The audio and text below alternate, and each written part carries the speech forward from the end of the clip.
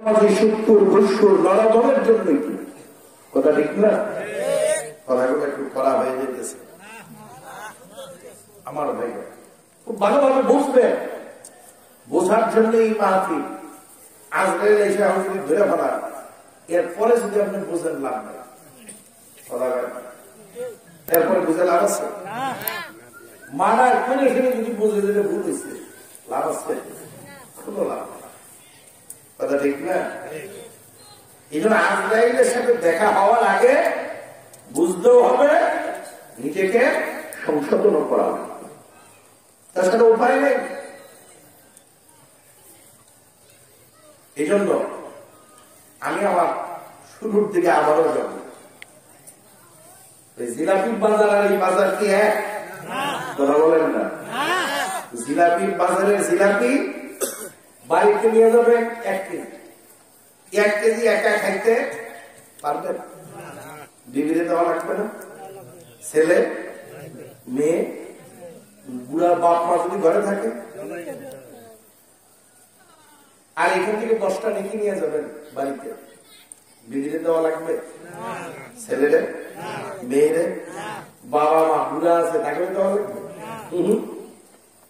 জিলাপি আজকে নিয়ে গেলেন, কালির দিন গেলেন সন্ধ্যার পরে, কালকে সন্ধ্যার পরে হাত দিয়ে দেখবেন গন্ধ আসে পচা। আজকে এখান থেকে সুবহানাল্লাহকে 20টা নেকি কামাই করে নিয়ে গেছেন, এটা কি 50 বছর পরে পচা গন্ধ বেরোবে? হ্যাঁ, 100 বছর পরে, 1000 বছর পরে? জান্নাতের বাজার থেকে যে বাজার করবেন, এটা কোনোদিন পচবে না, গলবে না, একেবারে জান্নাত গ্যারান্টি। কথা দেখি না? এই বাজারে বাজার থেকে কোনো দুর্গন্ধ বের হয় না। এই বাজারের বাজার কোনোদিন পচে না, বলে না, নষ্ট হয় না। এই বাজারের বাজার থেকে যা নিবেন, এখানে বিবির হক নাই, ছেলের হক নাই, মেয়ের হক নাই, আত্মীয় স্বজনের হক নাই, কারোর কোনো হক নাই। এইখান থেকে যা কামাই করবেন পুরাটাই নিজে। এখানে শুধু নিজের তা না, আপনি যখন দুনিয়া ত্যাগ করবেন, কবরে যাবেন, এই বাজারের বাজারগুলা আপনার সাথে কবরে চলে। সত্য না মিথ্যা? বলেন বলেন। শুধু কি কবরের সাথে যাবে, আর কিছু করবে না? এই বাজারগুলা কবরে যে ফেরেশতা দুইটা আসবে, এই ফেরেশতাদের থেকে বাঁচার একটা ব্যবস্থা এই বাজারই করে দেবে। কথা ঠিক না? কিয়ামতের ময়দানে মিজানের পাল্লায় আজকের এই বাজার থেকে কি বাজার করবেন, এই বাজার মিজানের পাল্লাকে ভারী করে দেবে। আজকের এই বাজার 30,000 বছরের রাস্তা পৌঁছেরা চোখের পলকে পার হইতে সাহায্য করে। আজকের এই বাজার আমাকে আপনাকে গাড়িতে উঠলে যেমন ভাড়া লাগে, জামালপুর যান, ময়মনসিংহ যান, আজকের এই বাজার কবর নামক গাড়ির একটা ভাড়া হবে। কিয়ামতের ময়দান পুলসিরাতের সাঁকু পাড়ি দেওয়ার টিকিট হবে, ভাড়া হবে। আমাকে আপনাকে আজকের এই বাজার জান্নাতে পৌঁছে, যারা আমরা আসছি, আমরা এসে ঠকলাম না জিতলাম? একটু জোরে কর। না খাইয়েছেন? খাইয়া এলে খাওয়ার মতো একটা আওয়াজ দেয়। নির্বাচন চলতেছে নাকি? নির্বাচনের সময় আওয়াজ তো দুর্বল হওয়ার কথা না, ব্যাকের সাইডে খাইতেছে। কথা হয় না? ব্যাকের সাইড খাইতেছেন না?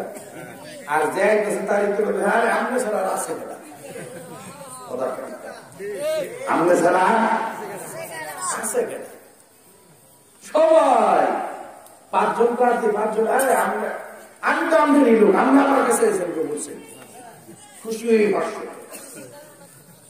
আর একজন এসে পাইবে, আগে প্রেমের সামনে আসছিলাম, কিন্তু এই যে আপনি যে কাজটা করছেন, এরপরে আমি আপনার ভক্ত হয়ে গেছি। ভালো কথা, কথা একটু ভোট দেখে একটু ভালো লাগে, ভালো ভোট দেওয়াই লাগে। আর নির্বাচনের সময় হয়তো গলার আওয়াজ না করবো, আপনারা আওয়াজ করেন নাকি? কি সমস্যা? আপনারা এখানে যারা আসছেন, আপনারা কি শিখতে আসছেন? কারা কারা শিখতে আসছেন? একটু হাত দেখান তো দেখি। সবাই আলহামদুলিল্লাহ। যারা শিখতে আসেন তাদেরকে কি বলে? স্যার। বলেন বলেন, শিক্ষক বলে, স্যার বলে। আপনারা যদি শিখতে আসেন, ঘুরে ঘুরে যাই আছেন, দাঁত আছে আর নাই, যদি শিখতে আসেন হাত যারা জায়গাইছেন তারা তো আপনারা ছাত্র।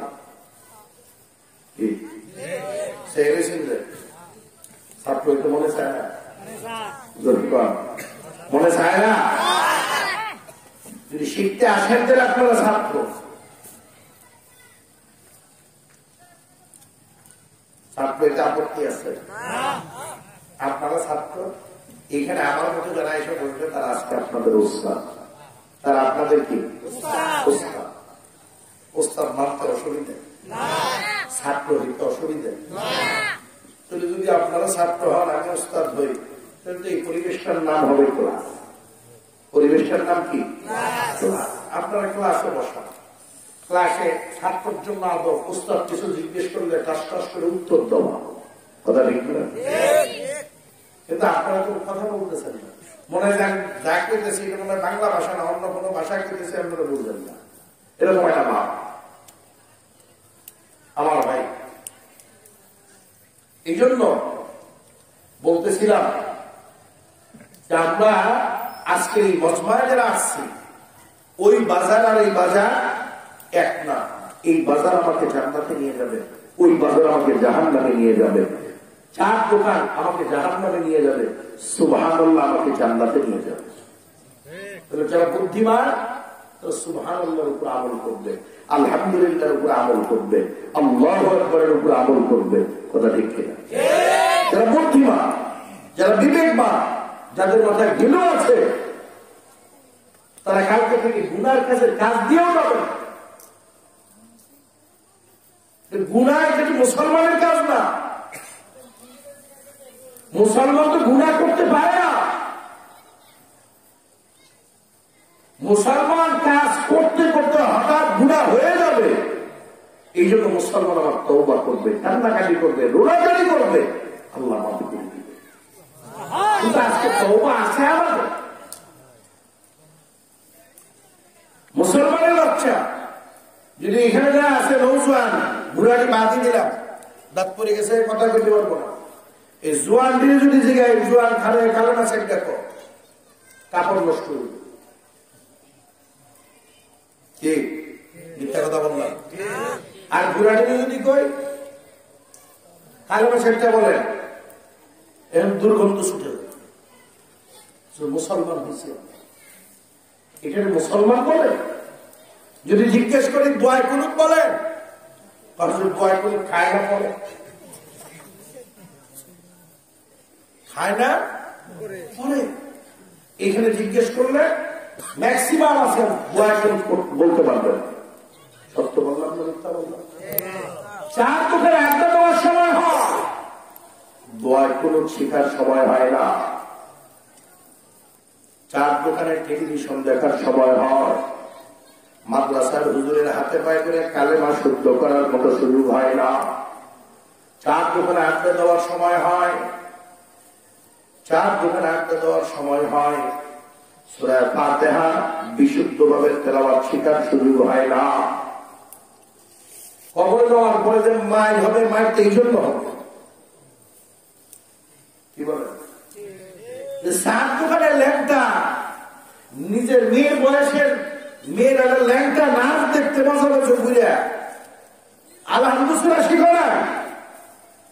এক বাড়ি দূরে বাড়ির থেকে 70 থেকে 80 হাত মাটির নিচে দেওয়া ঢুকে যাবে, আবার টাইনা টাইনা উঠাইবা, আবার পিঠা দেবে, এভাবে পিঠা চলতে হবে। এখানে যদি জিজ্ঞাসা করি কোরআন তেলাওয়াত পারেন কারা কারা, ম্যাক্সিমাম পারে না। দাঁড়ান যে পারি। কোরআন তেলাওয়াত কি হিন্দু ব্রাহ্মণের ছেলে শিখবে? কথা বল না। খ্রিস্টানের বাচ্চা শিখবে, এই মুসলমানের বাচ্চা, তাহলে তুই শিখবি না কে? এই মুসলমানের বাচ্চা কালেমা তো তোর ছিল, তুই কালেমা শিখলি না কেন? দোয়া কুনুত তো তোর নামাজ পড়তে লাগে না, হিন্দুর নামাজ পড়তে লাগে না? হিন্দুর নামাজ নাই, হিন্দুর পূজা করতে তো দোয়া কুনুত লাগে না। নামাজে সেজদা দিবি, নামাজে দাঁড়াবি, দোয়ায় কোনো তো দর শিখা লাগবে। এটা খ্রিস্টানের ছেলে তো দোয়ায় কোনো শিখবে না। কথা বল না।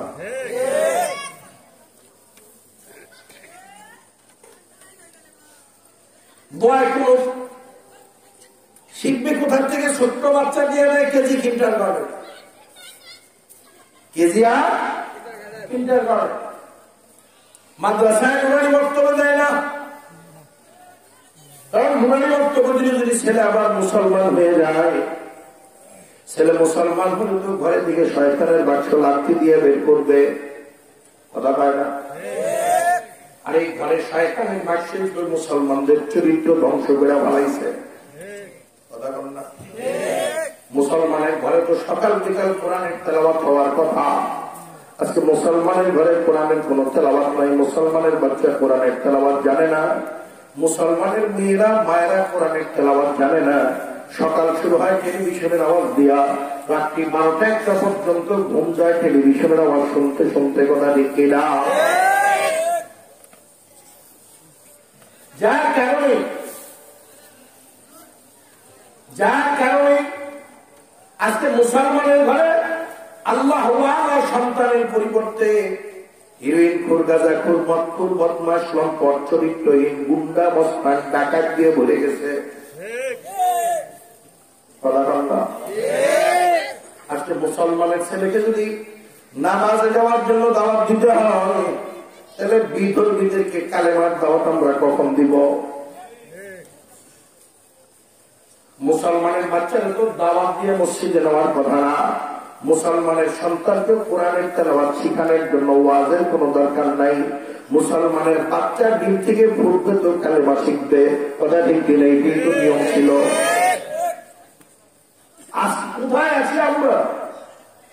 ইসলামের জায়গায়, মুসলমান আরেক জায়গায়।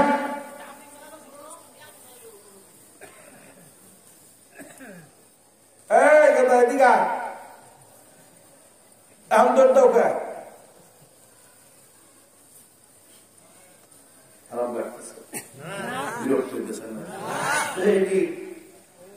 কি ওয়াজ করতেছেন?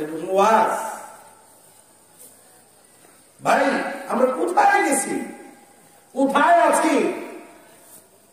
একই এই মাঠে, ঢাকা থেকে না, এই জামালপুর বা মুক্তাগাছা থেকে বা নামদিনা থেকে যদি একটা গায়কের একটা গানের অনুষ্ঠান করা হয়, তাহলে পোস্টার লাগবে না, মাইকিং লাগবে না। এই জায়গা মাগরিবের আগে এই জায়গা দখলের জন্য ঘুষাঘুষি শুরু হবে। এই ঘুষাঘুষি করার জন্য হিন্দু, বৌদ্ধ, খ্রিস্টান আসবে না। এই ঘুষাঘুষির জন্য আসবে মুসলমানের বাচ্চা। অথচ গানের তো মতবাদ মুসলমানের বাচ্চা যাওয়ারই কথা না। যাওয়ারই মুসলমানের বাচ্চা কোরআনের মতবাদ আসবে, কিন্তু মুসলমানের বাচ্চা এখন কোরআনের মতবাদ তালাশ করে পাওয়া যায় না। মুসলমানের বাচ্চারা লাগছে আজকে মাদ্রাসার বিরুদ্ধে, আলেম ওলামাদের বিরুদ্ধে। কারণ আলেম ওলামা মাদ্রাসাগুলা বন্ধ করতে পারলে রাস্তাঘাটে জিনা বিচার চালু করা যায় রূপে। শুধু এই হুজুরদের কারণে একাম কুকামরা রাস্তাঘাটে করা যায় না, গোপনে গোপনে পলাইয়া করা লাগে। কথা কয় না? সুদের বাজার, ঘুষের বাজার একেবারে প্রকাশ্যে আলোচনা করে করা যায় যদি টুপিওয়ালা দাড়িওয়ালা না থাকে। কথা হয় না? বুঝে শুনে বলবেন, যদি ভুল বলি তাহলে ঠিক বলার দরকার নেই, বলবেন হুজুর ভুল বলছে। মুসলমানের ঘরে তো আল্লাহ পয়দা হওয়ার কথা, মুসলমানের ঘরে ঘরে তো কোরআনের হাফেজ থাকার কথা, মুসলমানের ঘরে মা বাবা উভয় তো হাফিজুল কোরআন হওয়ার কথা। কিন্তু মুসলমানের ঘরের সন্তান আজকে কালেমা কইতে পারে না। এটা কি মুসলমানদের জন্য লজ্জাজনক ব্যাপার না? আপনারা কি মনে করেন? মুসলমানের চরিত্র এখন বিজাতিদের চরিত্রের থেকেও খারাপ হয়ে গেছে। অনেক মুসলমানের স্বভাব চরিত্র লেনদেন হিন্দু বৌদ্ধ খ্রিস্টানদের থেকেও নোংরা হয়ে গেছে। এটা হবে কেন?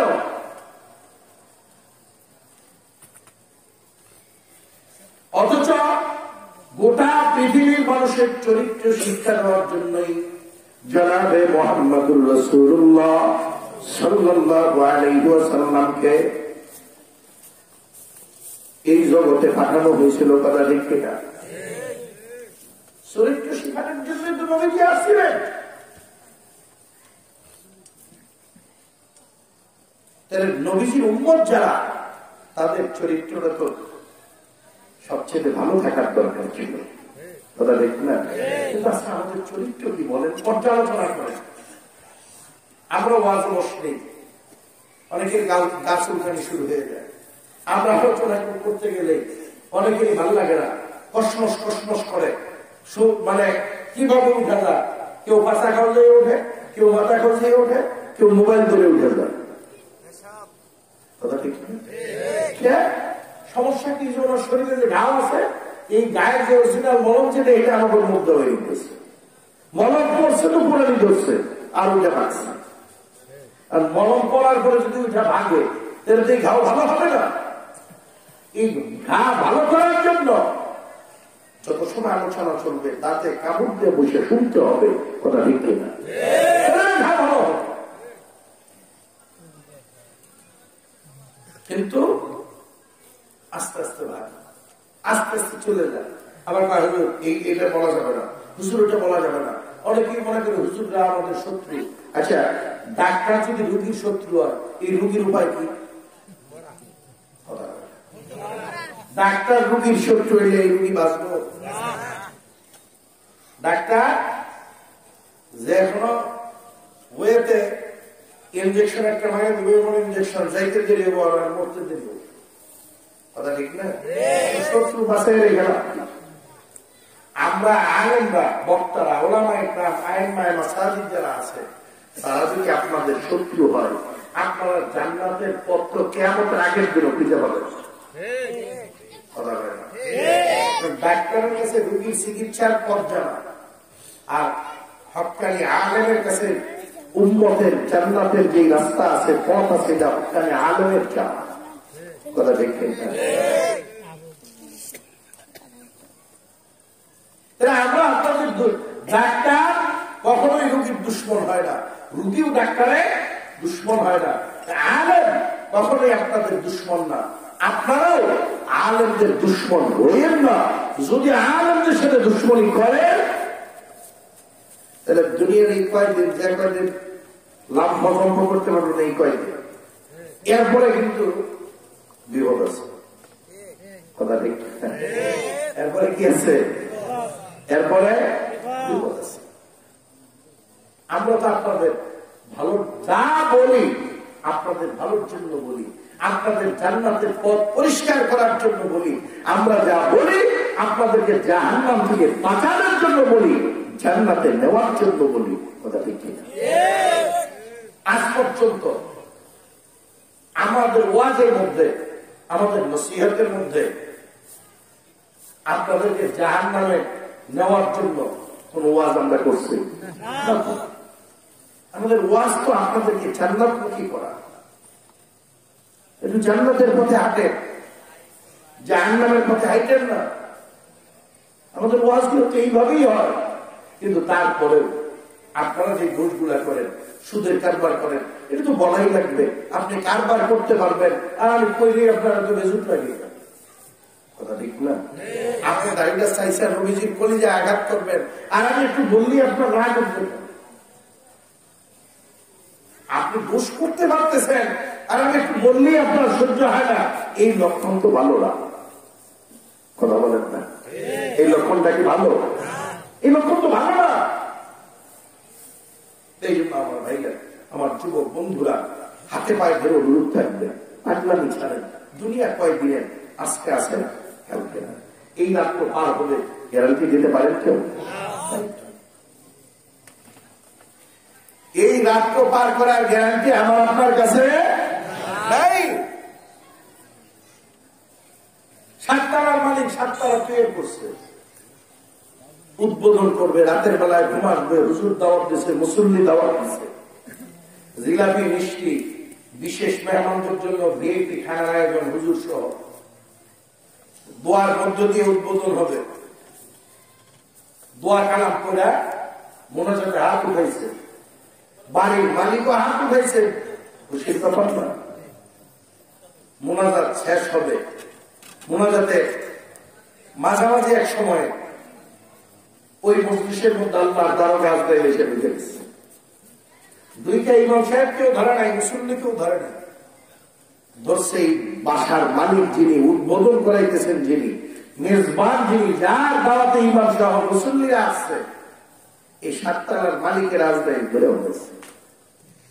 ধরছে, জায়গায় মজলিসে পড়ে গেছে, বাইক করে হসপিটালে নেওয়ার আগে ইন্তেকাল করছে।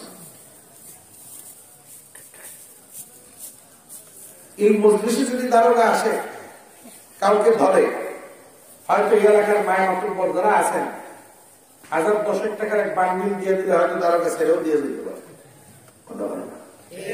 ছাড়তে পারে না, দেখা দিলে ছাড়ে না।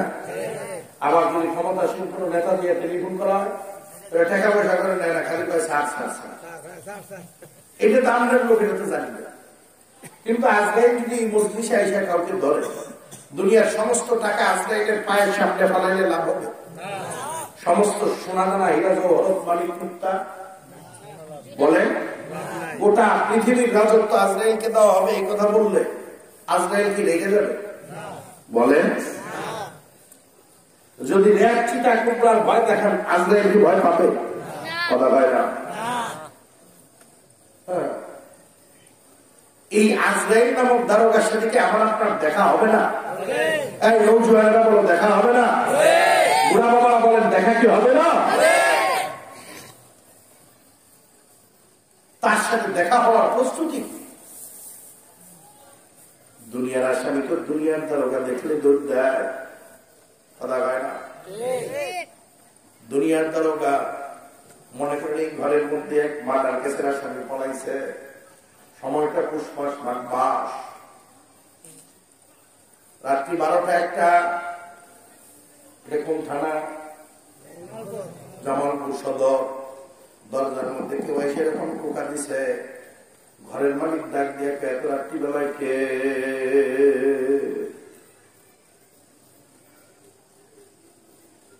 বাহির থেকে আওয়াজ আসছে, আমি সদর থানার অমুক দারোগা। যদি সত্যি ঘরের মার্ডার কেসের আসামি পলাইয়া থাকে, আপনাদের কাছে আমার জিজ্ঞাসা, আসামির কানে যখন গেছে আমি জামালপুর সদর থানার অমুক দারোগা, আসামির গায়ে কি লেপার কম্বল আছে? জোরে বন্ধা, শুনতে দেরি, লেপার কম্বল লাথি দিয়া পালাইতে দেরি নাই, লাভ দেওয়া বিছানা থেকে উঠে গেছে, একেবারে 1-2 মিনিটের মধ্যে গায়ের গেঞ্জি এবং পরনের লুঙ্গি ঘাইমা ভিজে গেছে, দৈর দেয় নাই, লাভও দেয় নাই, কথা বন্ধা। খালি কানের ভিতরে আওয়াজ হচ্ছে, আমি জামালপুর সদর থানার হবো দারোগা। ঘরের মালিক কয়, দারোগা সাহেব কি মনে করে এত রাত্রে? দারোগা ডাক দিয়ে কয়, অমুক মার্ডার কেসের আসামি আপনার এই ঘরে পলাইছে, আমরা গোপন সংবাদের ভিত্তিতে সংবাদ পাই আসছি। এখন আসামির অবস্থা কি? আসামি একবার কাঠের তলায় পলায়, একবার ধানের গোলায় যে পলায়, একবার মাচার তলায় যে পলায়, একবার বাথরুমে যে পলায়। দরজা খুলতে দেরি, দারোগা সাহেব ডাক দিয়ে কয়, আসামি ভাগার চেষ্টা করিয়ে কোন লাভ নাই, ঘরের চতুর্দিকে পুলিশ বন্দুক উস্কায় দাঁড়ায় রয়েছে, দারোগা আসামি ধরার জন্য একা যায় না, দারোগা আসামি ধরার জন্য তার সিপাহী একটা বাহিনী নিয়ে যায়, কথা দেখতে না। ঘরের মালিক দরজা খুলতে দেরি, দারোগা লাথি দিয়ে দরজা ভাঙ্গিয়া ঘরের ভিতরে ঢুকছে। গভীর রাত্র, ঘরের লাইট টাইট তো সব বন্ধ, দারোগার হাতে টর্চ লাইট আছে, টর্চ লাইট খাটের তলায় মেরে দেখে আসামি নাই, বাথরুমে লাইট মেরে দেখে আসামি নাই, ধানের গোলায় লাইট মেরে দেখে আসামি নাই, এই মাছার তলায় যখন লাইট মারছে দেখেন বিড়ালের বাচ্চার মতো মাছার একটা খাম্বার সাথে কি যেন থরথর থরথর করে কাঁপে। লাইট যখন আসামির উপরে নিয়ে পড়ে দারোগা ডাক দিছে, সিপাহী তাড়াতাড়ি আয়, চোরা পাইছে।